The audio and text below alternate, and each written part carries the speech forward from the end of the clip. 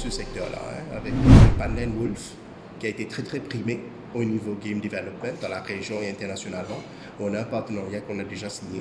Maintenant, on va commencer, ils ont commencé un skilling programme à travers l'HRDC, de travailler sur, est-ce que vous savez, Intro to Game Development. Maintenant, ces étudiants-là ont déjà, après ce skilling programme avec l'HRDC, un pathway dans notre programme avec la Malaisie en un diplôme in Game Development. Ce diplôme a été vetted par l'industrie. Ce n'est pas nous qui décidons qu'on va lancer un tel programme. Pareil comme celui-ci ici, le cybersecurity, ça a été vetted par l'équipe ici. De dire, je crois que c'est relevant pour Maurice, c'est relevant pour le marché du travail.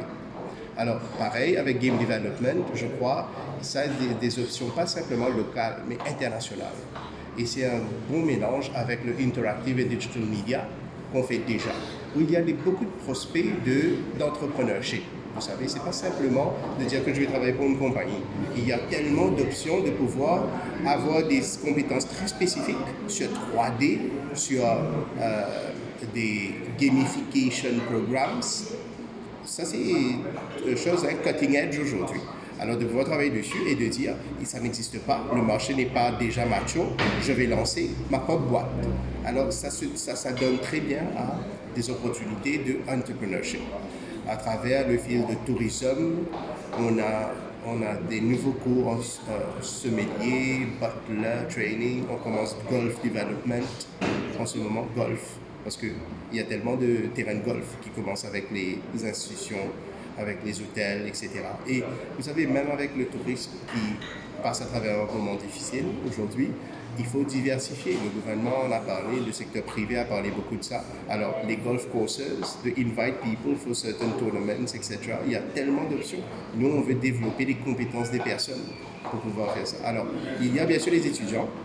Il y a beaucoup de part-timers qu'on est en train de prendre, des gens qui travaillent déjà, qui veulent venir faire du upskilling. Et quand on est en train de parler d'un programme, ce n'est pas simplement le programme et le diplôme. Il y a des options de micro-credentialing, des modules spécifiques. Alors, on prend ce module et on travaille sur des short courses parce que ça règle des problèmes présents, immédiats du secteur. Alors, au niveau de nursing, il y a les spécialisations qu'on est en train de lancer. On fait faire midwifery, mental health, on est en train de travailler sur oncology nursing, gerontology. Il y a plein de projets d'avenir. On avait notre plan stratégique d'arriver à 2020 élèves en 2020. On a traversé ça à travers tout le support du staff, tout le support de tous nos partenaires et le ministère, bien sûr. Et je crois que ça continue à flécher.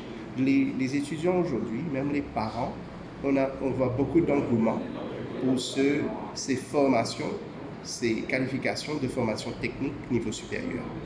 Avant, vous savez, il y avait beaucoup de points d'interrogation sur ce niveau-là, mais quand les gens sont en train de voir, je passe 6 mois en entreprise, je passe 6 mois en classe, j'ai des simulations, on réalise que finalement, c'est un peu le modèle de développement pour le futur.